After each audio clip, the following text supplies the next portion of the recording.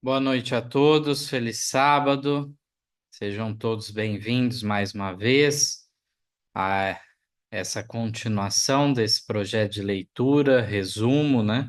Estamos fazendo dos capítulos do Grande Conflito em cada encontro. Teremos muita coisa importante aqui para falar nessa noite. Para iniciarmos, vamos fazer uma oração nesse momento.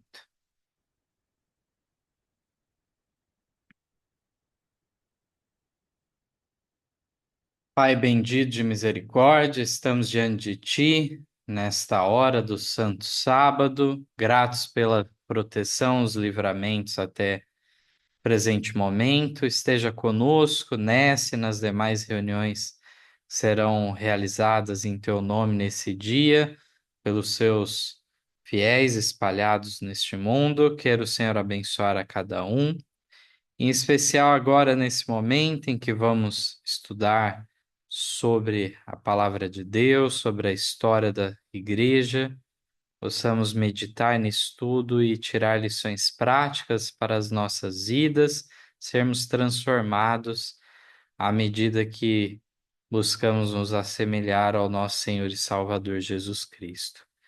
Esteja com os pedidos de oração, cada qual em sua necessidade, em favor dos jovens, dos idosos em nosso meio, também os enlutados, os enfermos, os aflitos. Queira o Senhor conceder o melhor a cada um, concedendo as orações que a tua igreja reunida tem levantado em favor destes.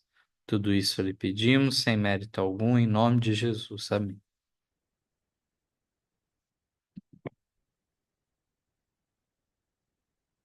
Muito bem, nós vamos direto para os slides, então, desse capítulo que vai falar bastante dos mártires, o que seria equivalente aí tanto ao período de Éfeso, lá das sete igrejas, como também o período de Esmirna também.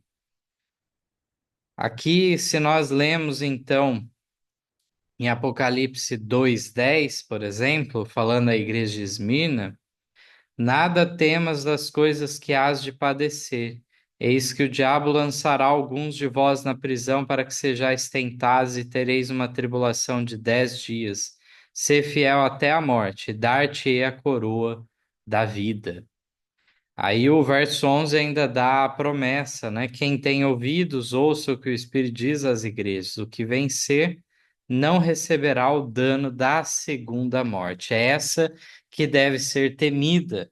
Segunda morte é a condenação, então, dos ímpios, realmente, a uma morte eterna. Mas o crente, ele pode passar, sim, pela primeira morte, a morte natural, que é consequência da entrada do pecado neste mundo. E muitos foram martirizados. Nós vamos ver aqui um pouco dessa história agora. E se puderem, então, me ajudar também nas leituras, eu agradeço. Sempre nos poupa aí de depois fazer outros comentários adicionais também. Vou colocar em tela.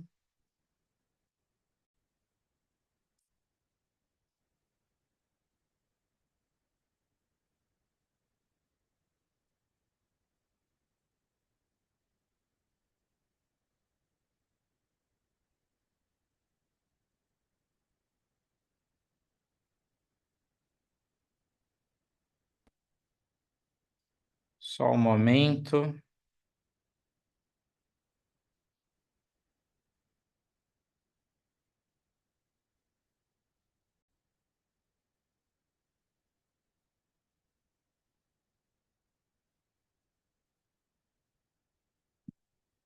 Então, aqui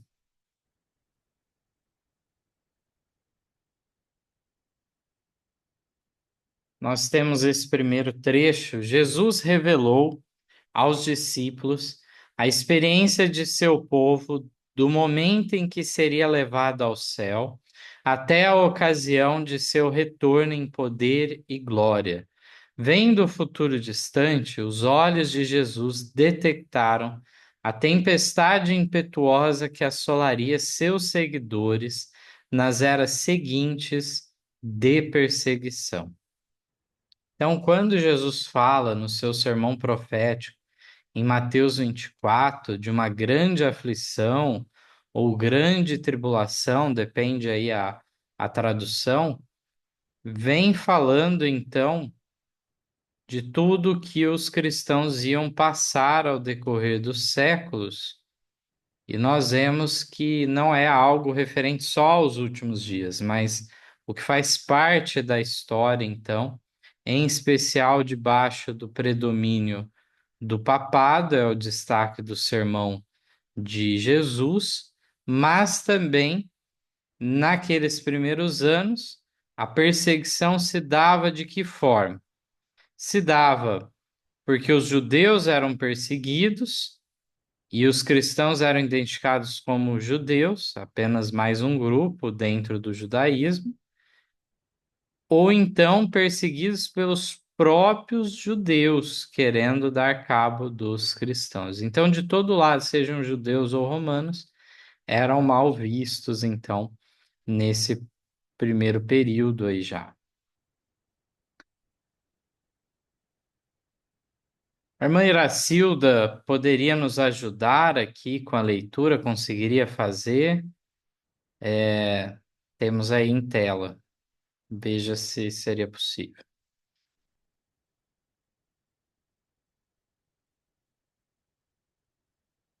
A irmã não conseguiu tirar do mudo.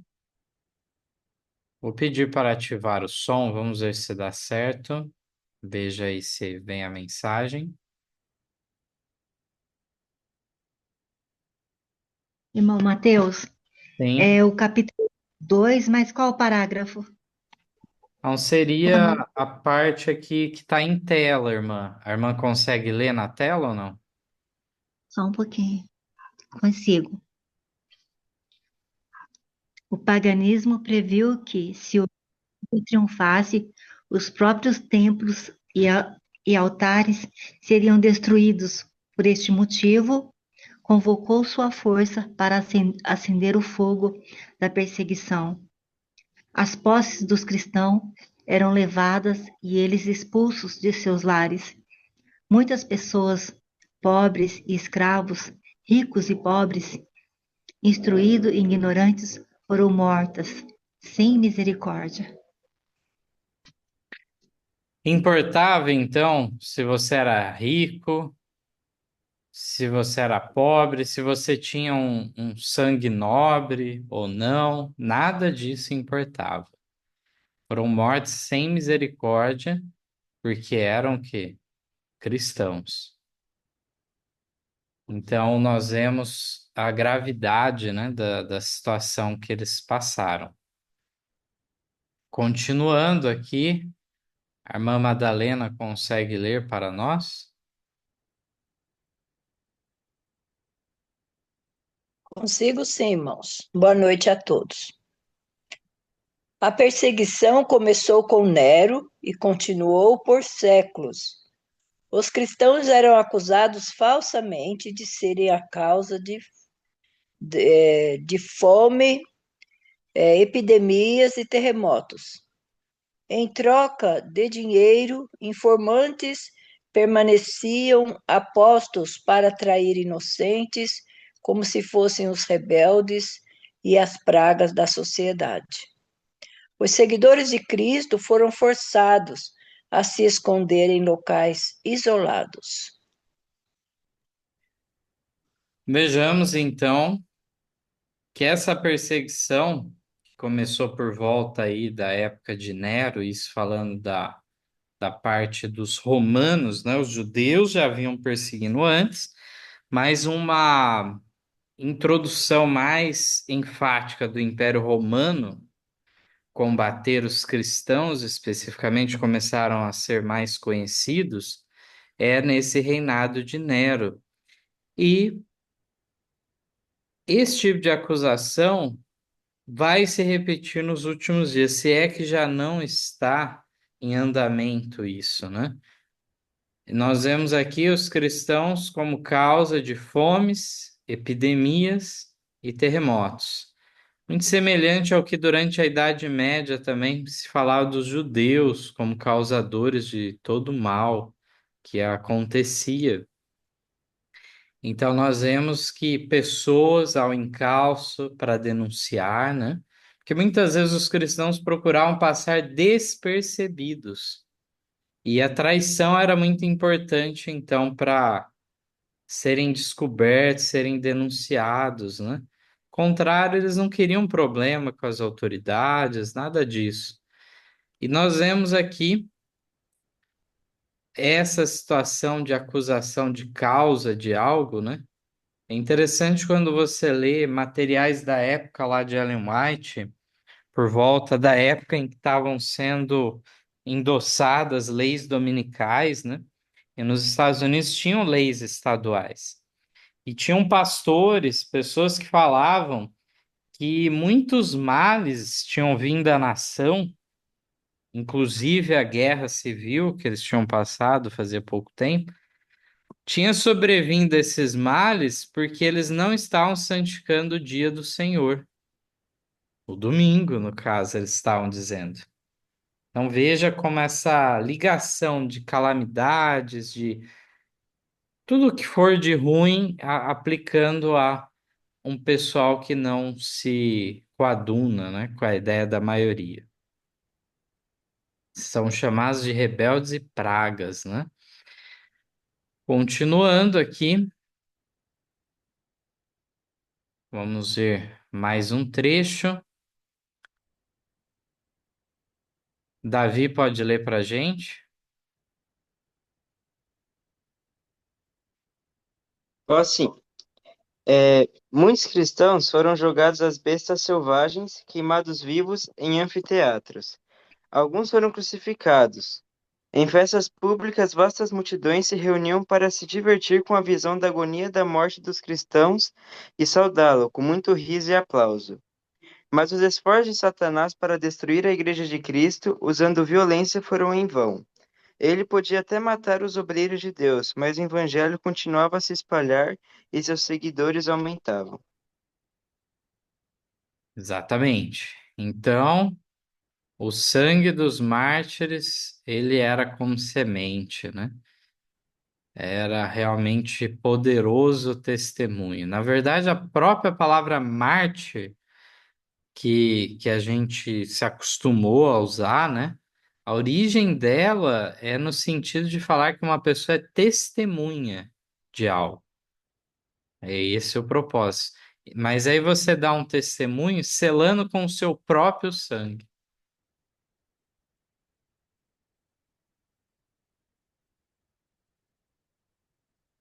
Continuando aqui a leitura, diz assim: Por esse motivo, Satanás fez planos de guerrear com maior sucesso contra Deus, fincando seu estandarte da igreja cristã a fim de obter por meio do engano aquilo que não conseguiu pela força.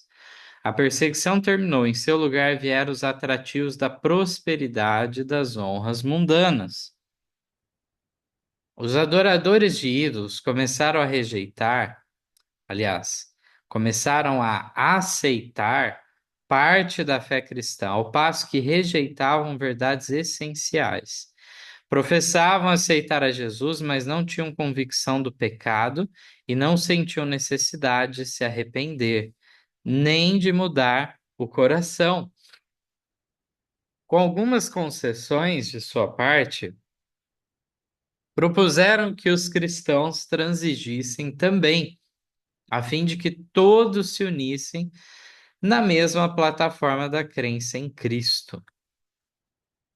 Então, se por um lado a igreja poderia achar que era motivo de alegria, né, acabar a perseguição, aquele sofrimento, e em si o edito de tolerância que Constantino emite em 313, juntamente com Lactâncio, ele não era um edito ruim, ora, era um edito de tolerância religiosa, deixava de ser crime ser cristão, mas nesse movimento, então, começou-se o mundo querer introduzir na igreja, os adoradores de ídolos aceitando parcialmente as coisas. E isso tudo era inspirado por quem? Por Satanás, que está falando, para que viesse esse propósito, né? Continuando aqui, diz: embora os adoradores de ídolos professassem se unir à igreja, ainda se apegavam à idolatria. Simplesmente mudaram os objetos de sua adoração para imagens de Jesus e até mesmo de Maria e dos santos. Então, essa mudança dos ícones aí que seriam adorados, isso é bem documentado. Sabemos então que tem os seus correspondentes nos santos, em Maria, em José, cada coisa então, tanto é que templos pagãos, inclusive, foram rebatizados, né, para justamente serem reaproveitados agora com a fé cristã, mas como não existiam deuses, mas agora no lugar, essa variedade de deuses que havia no panteão pagão foi introduzida através da figura de Maria e dos santos. Doutrinas falsas, ritos supersticiosos e cerimônias idólatras passaram a fazer parte da fé e a adoração da igreja. A religião cristã se corrompeu e a igreja perdeu sua pureza e seu poder. Alguns cristãos permaneceram firmes, outros eram favoráveis à modificação da fé. Sobre o manto de um suposto cristianismo, Satanás ganhou a entrada na igreja a fim de corromper a fé. Por fim, a maioria dos cristãos consentiu em abaixar os padrões. A união entre cristianismo e paganismo foi estabelecida. Então, hoje, o que nós conhecemos como sistema católico romano, na realidade, é uma mescla de conceitos judaicos, cristãos e pagãos. Dessa mescla, desse sincretismo religioso, surge então essa nova religião que não corresponde com a religião que Jesus teve o intento de propagar. Vamos ter o auxílio de mais uma pessoa. Minha mãe pode ler esse trecho aqui agora em tela.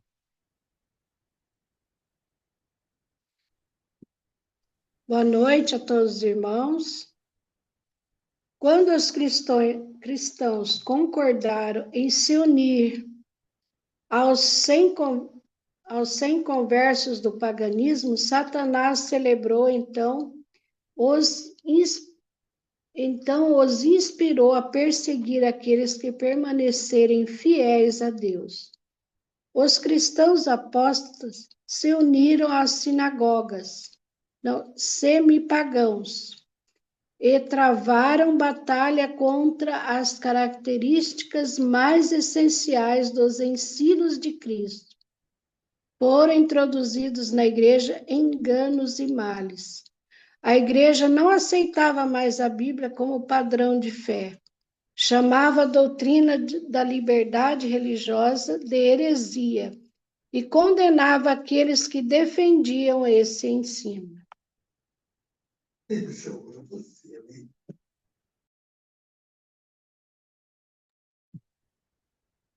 Bom, então aqui nós tivemos mais esse trecho confirmando todo esse desenvolvimento dessa fase do cristianismo em que entra justamente numa fase de mistura. Muitas pessoas se convertem, então, de maneira nominal, né? Só de nome. E dessa maneira, nós vemos que agora aquela igreja que era perseguida é a trajetória ao contrário da de Paulo, né? Paulo era um perseguidor que se tornou o quê? Um perseguido. A igreja, ela de perseguida se tornou o quê? Perseguidora. E agora a doutrina-chave da liberdade religiosa foi chamada de heresia.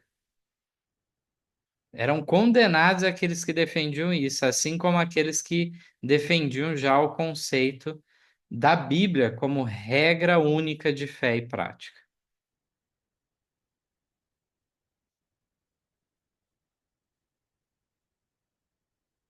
Vamos continuar aqui na leitura. Bianca pode ler para a gente?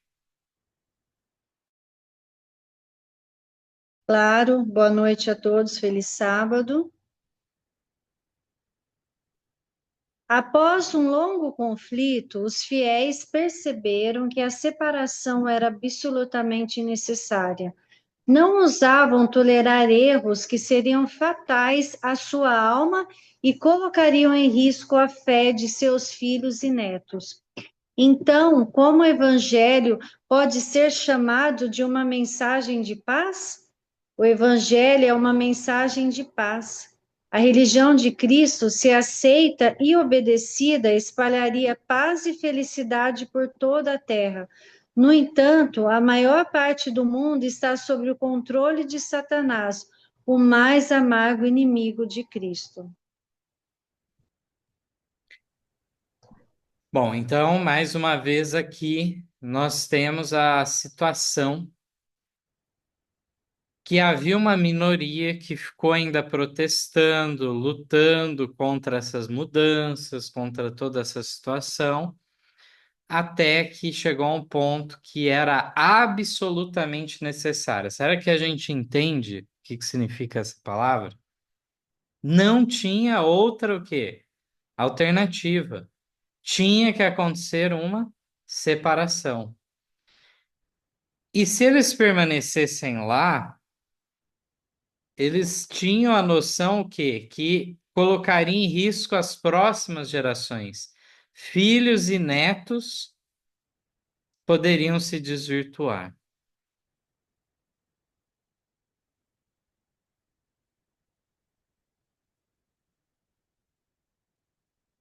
Suelen pode ler para a gente esse trecho? Sim. Boa noite a todos os irmãos. Diz, Paulo declara, todos os que desejam viver piedosamente em Cristo Jesus serão perseguidos. Então, por que a perseguição parece estar adormecida? O único motivo é que a igreja se conformou ao padrão do mundo e por isso não desperta oposição. É só haver um reavivamento da fé da igreja primitiva que os fogos da perseguição serão acesos novamente. Bom, então, diante disso, agora uma mensagem para nós, né? A perseguição, ela está dormente, claro que em certo sentido por um propósito de Deus também. Em grande parte do mundo ocidental, ainda que impere um cristianismo nominal, são professos cristãos. E assim, nesses países tem havido mais liberdade religiosa e de consciência. Isso tudo é propósito de Deus, desde a fundação dos Estados Unidos e tudo mais, de ter essa guarida, esse período de maior liberdade, mas tudo isso vai ter um fim. Existem países que são perseguidores dos cristãos até hoje, em todo o tempo. Então, nós às vezes não temos muita noção disso também, né? De nós pensarmos em países do mundo islâmico, países de linha comunista, países, então, de várias vertentes, mesmo de religiões orientais também. Alguns veem, por exemplo, o budismo como fosse uma religião da paz. Não é bem assim também. Os seus seguidores também têm uma ala, uma parte dos seus seguidores, pelo menos, tem ideias de perseguição religiosa. Então, isso imperou ao decorrer da história na maior parte do tempo. Mas também, mesmo nos lugares em que não há perseguição, também muitas vezes não há, pelo menos parte dos verdadeiros cristãos, porque a igreja, em grande parte, se conforma com o mundo e não protesta contra muita coisa, abre mão, vai mudando, né? Então, diante disso, é que não há esse choque, realmente. Senão, seria um incômodo, mesmo antes da profecia final se cumprir, já seria um incômodo, né? Porque tem áreas de choque muito grandes. E aqui, então, deixa para nós essa questão. O que de fato é determinante, né? O que de fato é determinante é a questão da fé primitiva, a prática dos primeiros cristãos ser reavivada na Igreja de Deus hoje. Aí sim, as fogueiras da perseguição se reacenderão. Então, muitas vezes há no meio adventista muita especulação nos assuntos proféticos, né? E se esquecem que depende muito menos do presidente certo dos Estados Unidos ou do Papa certo para as coisas se cumprirem, e muito mais do papel que a igreja deve desempenhar em preparo para que exista um povo selado antes da crise final. O selamento continua na crise final, mas já há uma classe que é selada antes. Portanto, quando nós chegamos a essa conclusão, nós vemos que Deus tem adiado essa crise, devido à fragilidade, à incredulidade da Igreja de Deus. Então, desse modo é que Deus tem prolongado o tempo. Do contrário, já poderiam ter chegado num acordo, todos os poderes, os reis da terra, seguirem após a primeira e a segunda besta e tudo se concretizar. Até quando vai isso, nós não sabemos, né? E se nós não nos prepararmos, outros se prepararão, certamente cumprirão o papel que deveria ser nosso. Irmão Sebastião, tinha pedido a palavra. Então, boa noite a todos os irmãos e um feliz sábado, né? É que eu lembrei de dois textos muito bonitos, né? Interessante, que Ellen White fala sobre a perseguição, né? Aliás, um texto foi Jesus que falou, né? Ele diz o seguinte, falou para os discípulos: vem a hora em que aqueles que vos matarem, cuidarão estar fazendo um serviço a Deus, né? E isso a gente vê que como tem se cumprido, né? Se cumpriu, né? E Ellen White, ela fala também outro texto, o seguinte, que as perseguição, ela com o tempo ela pode mudar a forma, né? Mas o caráter é o mesmo, né? Daí a gente vê que a perseguição não é somente pela espada, pela morte física, né? Então são diversas formas, né? Obrigado.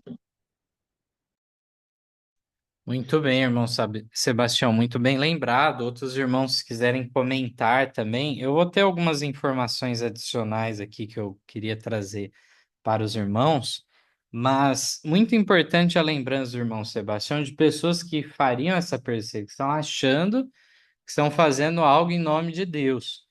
O que nós podemos ter certeza é de que nunca será em nome de Deus essa perseguição. Não importa quem, a qual grupo, nós devemos defender verdadeiramente a liberdade religiosa. No grande conflito, tem esse trecho da separação que eu queria destacar de maneira mais forte, que é justamente o que nós estávamos lendo. Na paginação antiga, está por volta aí da página 45, né? Na outra é mais amplo aí. Muito bem. Na 45, 46, vem nos trazendo essa ideia, né? Foi necessária uma luta desesperada por parte daqueles que desejavam ser fiéis, permanecendo firmes contra os enganos e abominações que se disfarçavam sobre as vestes sacerdotais e se introduziram na igreja. A Escritura Sagrada não era aceita como a norma de fé. A doutrina da liberdade religiosa era chamada heresia, sendo odiados e proscritos seus mantenedores. Olha o que fala aqui. Depois de longo e tenaz conflito, os poucos fiéis, ou seja, era uma minoria, sempre é assim, decidiram-se a dissolver toda união com a igreja apóstata, caso ela ainda recusasse libertar-se da falsidade e idolatria. Viram que a separação era uma necessidade absoluta se desejavam obedecer à palavra de Deus. Não ousavam tolerar erros fatais à sua própria alma e dar exemplo que pusesse em perigo a fé de seus filhos e netos. Para assegurar a paz e a unidade, estavam prontos a fazer qualquer concessão coerente com a fidelidade para com Deus, mas acharam que mesmo a paz seria comprada demasiado caro com o sacrifício dos princípios. Se a unidade só se pudesse conseguir comprometendo a verdade e a justiça, seria preferível que prevalecessem as diferenças e as consequentes lutas. Esse mesmo espírito, esse mesmo ideal nós devemos ter hoje. Nós queremos separação? Nós queremos ser fomentadores de divisões? De forma alguma. Mas em determinados momentos se chega a um estágio de que não há como haver paz e unidade, a não ser que você abra mão de princípios. Sacrifique esses princípios no altar aí de uma suposta fraternidade e assim, dessa maneira, você ignora que era uma necessidade absoluta a separação. E aí, claro, vai ver as lutas e tudo mais. Aí diz ainda: bom seria, olha o que a mensageira do Senhor fala, bom seria a igreja e ao mundo se os princípios que atuavam naquelas almas inabaláveis revivessem no coração do professo povo de Deus. A alarmante indiferença em relação às doutrinas que são as colunas da fé cristã. Ganha terreno a opinião de que, em última análise, não são de importância vital.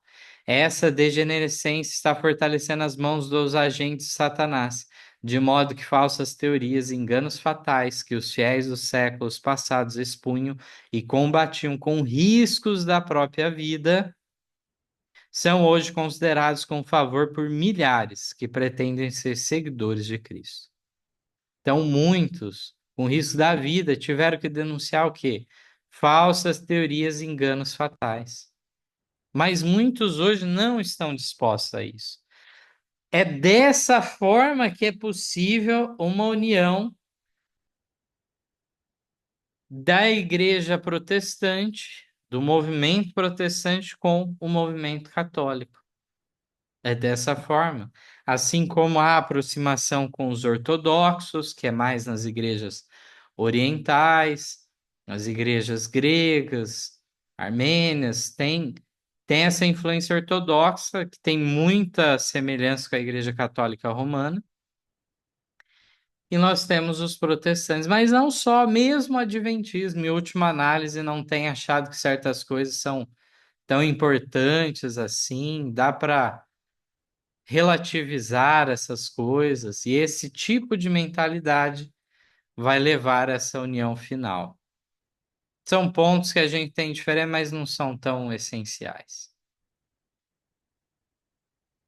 Alguns anos atrás, eu fiz uma série, uma quadrilogia, né? Foram 4 vídeos.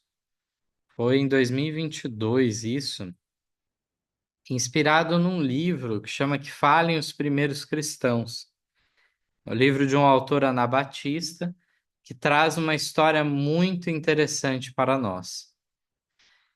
E eu queria compartilhar com os irmãos alguns trechos dessa leitura.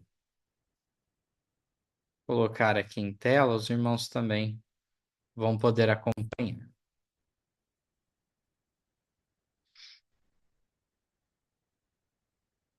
Aqui, então, é comentado justamente que haviam 3 marcas distintivas da igreja primitiva: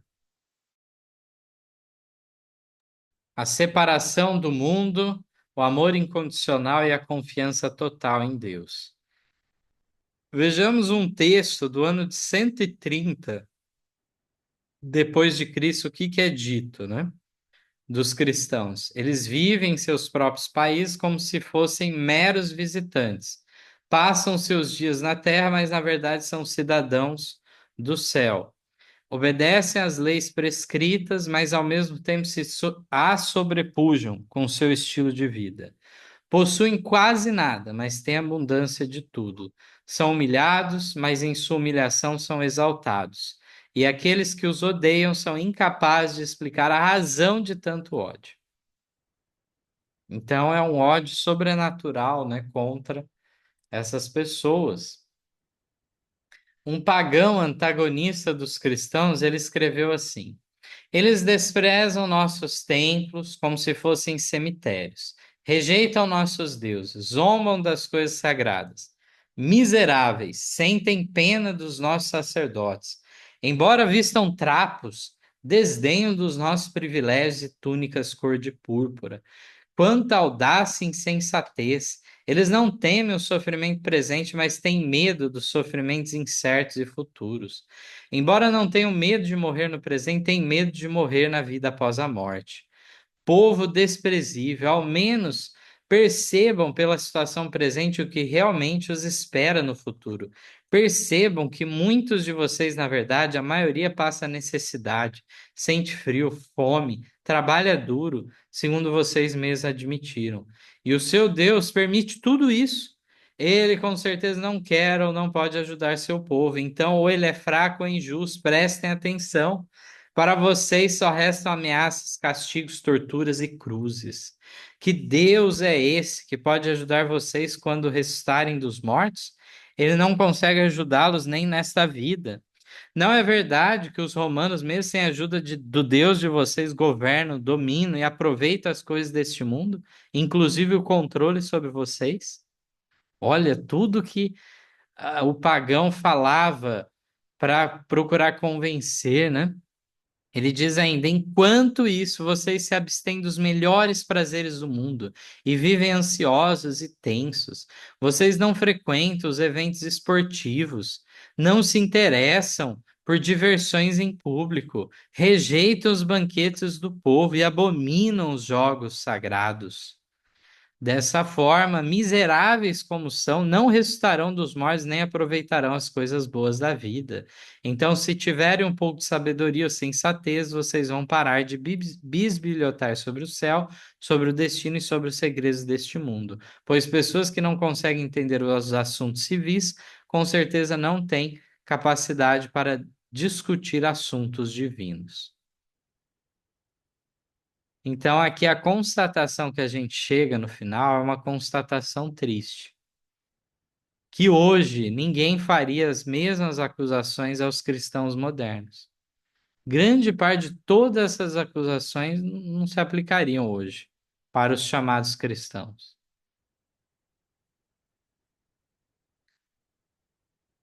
Depois que uma praga devastadora atingiu o mundo antigo no terceiro século, os cristãos foram os únicos que cuidaram dos enfermos, mesmo correndo o risco de contrair a doença. Enquanto isso, os pagãos jogavam os infectados de suas próprias famílias nas ruas, ainda vivos, a fim de se protegerem da peste. Olha o contraste de atitude aqui. Desde a época do imperador Trajano, por volta do ano 110 depois de Cristo, até o Edito de Milão, 313 depois de Cristo, a prática do cristianismo era proibida dentro do território romano. Ser cristão era crime punido com a morte, mas os oficiais romanos geralmente não caçavam cristãos. Aquilo que a gente estava comentando. Eles os ignoravam, a menos que alguém fizesse uma denúncia formal. Infelizmente, haviam muitos que estavam dispostos a serem esses espiões, né? Esses traidores. Aqui diz ainda que, por isso, a perseguição era intermitente. Enquanto os cristãos de uma determinada cidade sofriam torturas e mortes, cristãos de outra cidade vizinha permaneciam intocados. Era tudo muito imprevisível. No entanto, todos os cristãos viviam com uma sentença de morte pesando em seus ombros. Então era algo incerto, eles não sabiam a que momento eles podiam ser perseguidos ou não. A própria notícia de que os cristãos estavam dispostos a sofrer horrores e até morrer por seu senhor era, junto com seu estilo de vida, sua maior ferramenta evangelística. Poucos romanos, provavelmente nenhum, morreriam por seus deuses. O cristianismo tinha que ter algum fundamento, já que era tão importante para os que o praticavam. Na verdade, a palavra grega para testemunha é mártir. E aqui Orígenes ainda fala assim: quando Deus dá permissão ao tentador para que nos persiga, então sofremos perseguição. Mas quando Ele quer que nos livrar do sofrimento, mesmo cercados por pessoas que nos odeiam, sentimos uma paz revigorante. Confiamos na proteção daquele que diz: tem de bom ânimo, pois eu venci o mundo. João 16:13. E ele realmente venceu o mundo. Assim o mundo só prevalece enquanto ele assim o permite, pois ele recebeu o poder do Pai para vencer o mundo. É através da vitória dele que temos coragem. Então, mesmo que ele venha desejar que soframos e lutemos por nossa fé, que seja feita a sua vontade, pois diremos aos nossos inimigos: posso todas as coisas em Jesus Cristo que me fortalece. Filipenses 4:13. Então, é um texto maravilhoso aí nós vermos esses detalhes históricos. Infelizmente, então, no período que a gente vai estudar no próximo capítulo, a igreja passa a ser perseguidora. Pessoas como Agostinho de Hipona desenvolvem teorias de que se for para perseguir as igrejas falsas, pode. Ele cita o livro de Daniel, quando ocorre aquele evento da fornalha ardente. Depois disso, o rei faz um outro decreto para que todos adorem o Deus verdadeiro. E se alguém fosse contra isso, de ser penalizado pela lei. E Agostinho usa aquilo que está na Bíblia para dizer que era um bom exemplo de uma lei justa para perseguir as pessoas. Pelo contrário, o fato da Bíblia ela citar algo não quer dizer que ela está prescrevendo, que ela está endossando aquilo. Não, de forma alguma. Não é assim que funciona. Mas, pelo contrário, nós devemos ter essa noção de que esse pensamento do rei era o pensamento comum, era a ideia deles, mas não que foi algo buscado por Daniel e seus amigos, de forma alguma. Os irmãos podem ficar à vontade se quiserem comentar algo. Eu tenho mais um trecho aqui para ler ainda, em finalização, mas se quiserem comentar algo antes. Teve um estudo também que eu fiz alguns anos atrás, que eu indicaria para os irmãos assistirem, foi em 2021. Depois eu vou colocar o link lá em nosso grupo. E nesse material, justamente eu falo da perda das liberdades numa era iluminada. E vale aí uma reflexão para nós hoje. A gente está estudando uma história aí de 1800 anos atrás, mas tem muito a nos dizer hoje também. Compartilhar aqui a tela.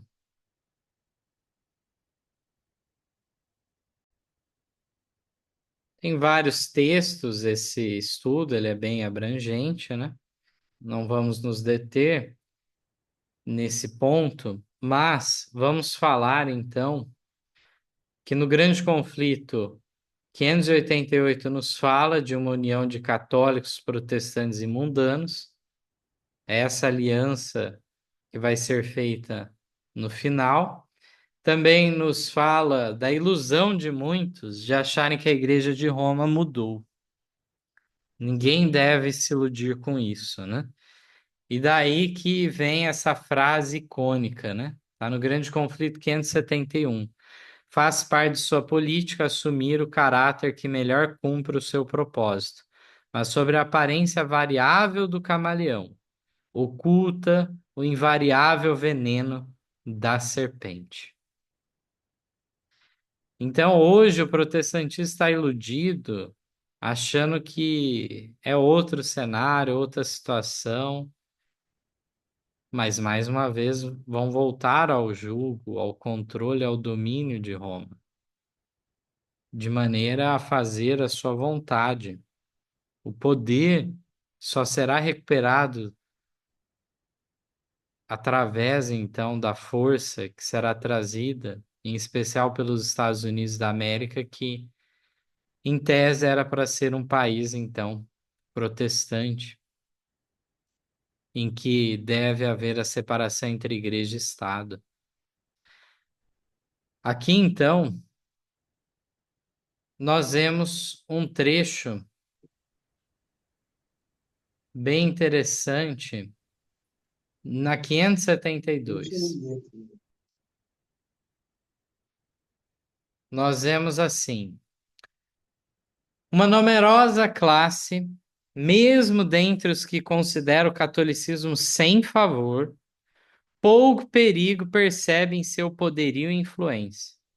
Muitos insistem em que as trevas intelectuais e morais que prevaleceram durante a Idade Média favoreceram a propagação de seus dogmas, superstições e opressão, e que a inteligência maior dos tempos modernos, a difusão geral do saber e a crescente liberalidade em matéria de religião vedam o avivamento da intolerância e tirania.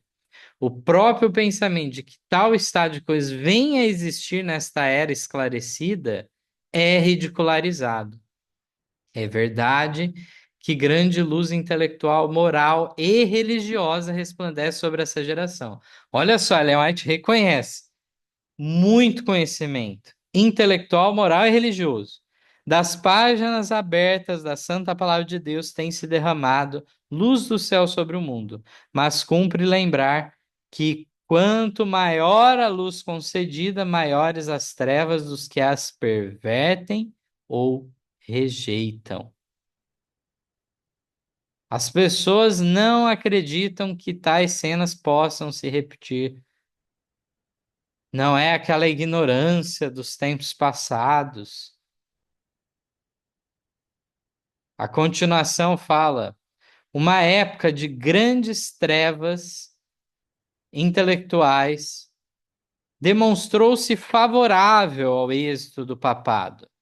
Provar-se-á ainda que um tempo de grande luz intelectual é igualmente favorável a seu triunfo. E aqui na continuação, Ellen White ainda fala da falsa ciência, que mina a fé nas escrituras. E também essa é um agente aí que trará dificuldades para o povo de Deus também. Por fim, na 581, fala: quem quer que creia na palavra de Deus e a ela obedeça, incorrerá por esse motivo em censura e perseguição.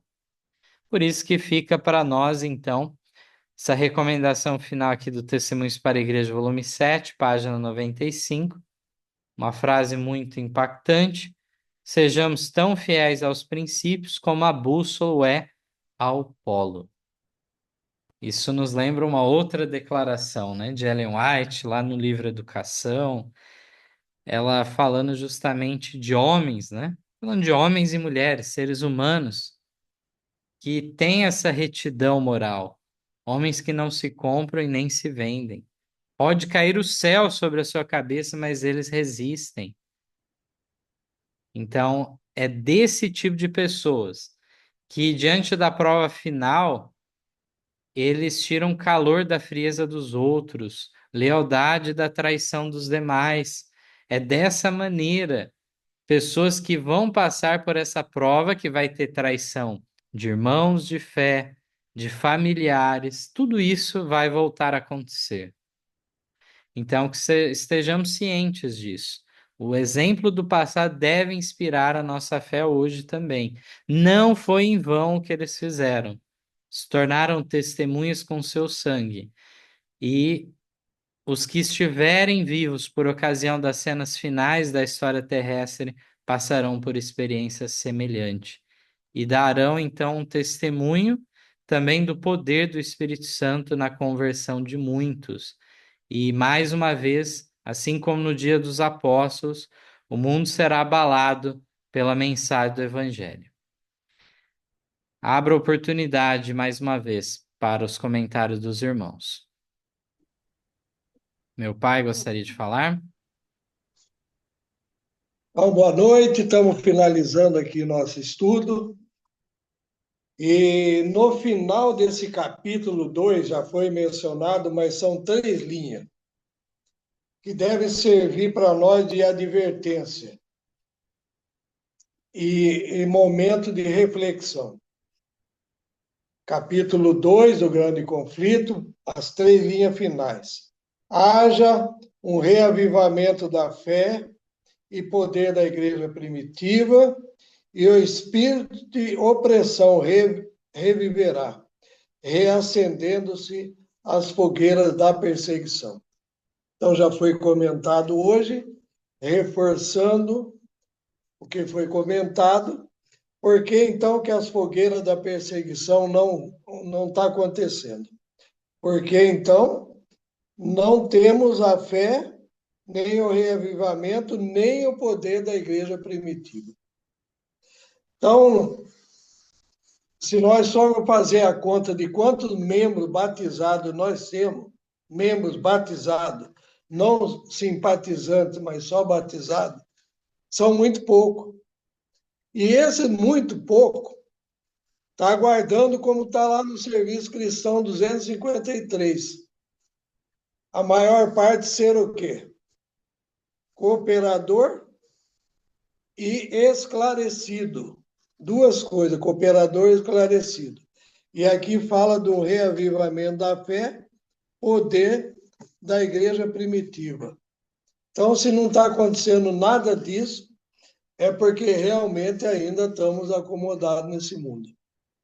Então, lá no Grande Conflito 491, bate muito na nossa cabeça, está lá na nossa apostila da parábola, enquanto o homem de negócio está absorto em busca do seu lucro, enquanto o amante dos prazeres está em busca dos mesmos, enquanto a escrava da moda está em busca dos seus adornos, pode ser que naquela hora o juiz de toda a terra decrete a sentença, pesado fosse na balança e achado em falta. Na meditação de hoje à noite, não sei se todos leram, é bem comprido, falando de mulheres piedosas, mulheres que foram úteis na obra de Deus, falou de uma jovem que não tinha tanto interesse, acho que é Heather o nome dela, tanto interesse religioso, mas uma irmã dela aconselha ela a ir, convida ela para ir numa reunião campal dos adventistas.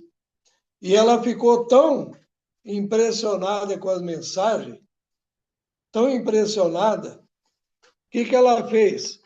Foi diante do pastor e entregou as suas joias para ele, para que a igreja vendesse e servisse para o trabalho missionário. Ali fala de anel, correntinha, parece que tem uma outra coisa que eu não lembro, que ela entregou, então, para ser útil, para ser vendido para a obra missionária.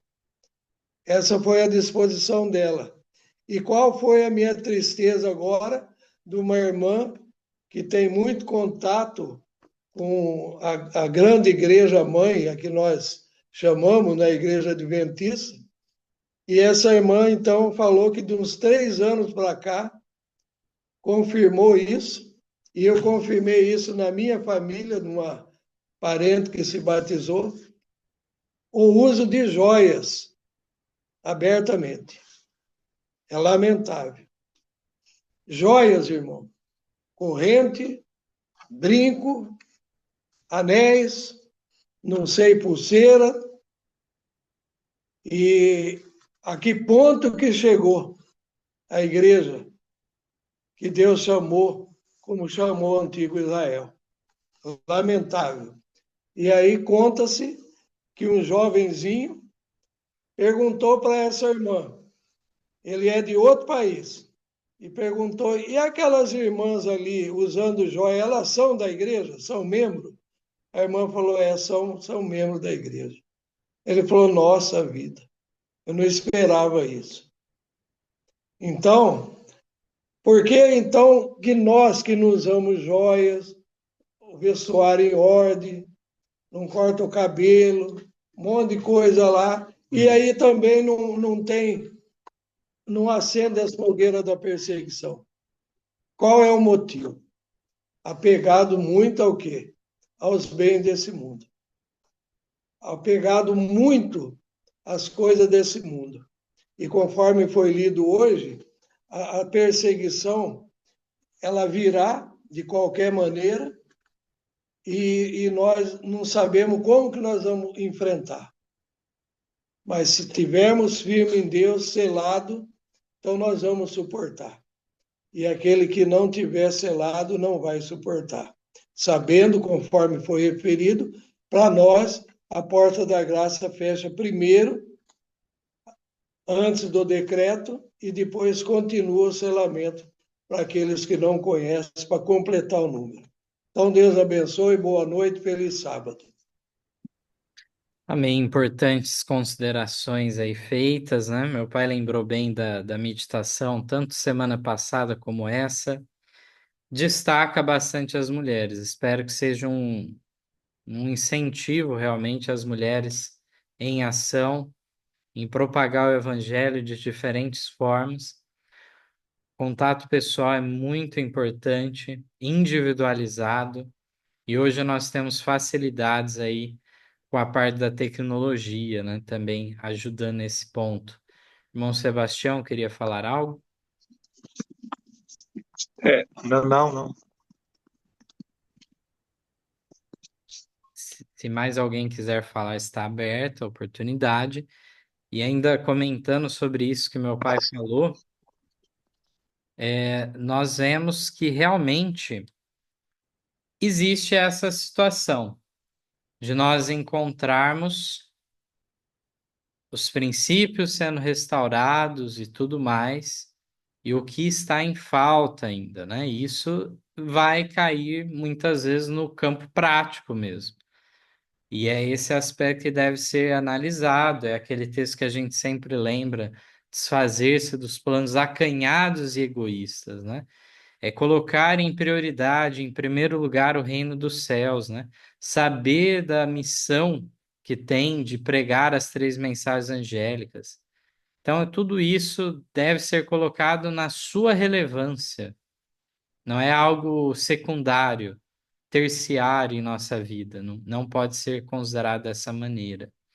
Então, a meditação de hoje nos deu vários exemplos de atuações diversas, né? Mulheres missionárias e tudo mais. E hoje nós encontramos, em grande medida, na igreja, muitas vezes mulheres, sim, e muitos homens se afastando, menos jovens, homens então seguindo, mesmo as mulheres também não se interessando tanto, e devemos então pensar em tudo que pode ser feito a nível individual, a nível familiar e a nível de igreja também.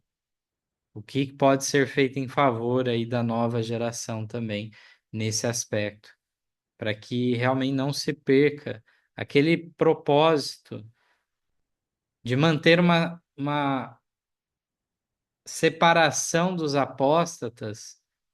Tinha um porquê daquilo, não era um capricho, né? E que a gente possa transmitir, não seja meramente uma tradição, mas uma experiência viva para nós, tudo isso. Vamos finalizar então com uma oração final. Irmão Denilson, pode orar para a gente?